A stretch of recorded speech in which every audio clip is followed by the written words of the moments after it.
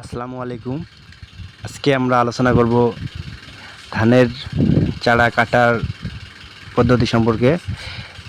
এই ধানগুলো হচ্ছে মিনিকেট ধানের চারা।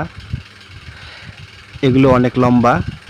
এগুলো আমরা কাস্তে দিয়ে মাথা কেটে নেব এবং এগুলো আমাদের রোপণ করতে সুবিধা হবে। কিন্তু মাথা না কেটে রোপণ করলে অনেকটা হেলে যাবে এবং বাতাসে চারাগুলো পানিতে পড়ে যাবে।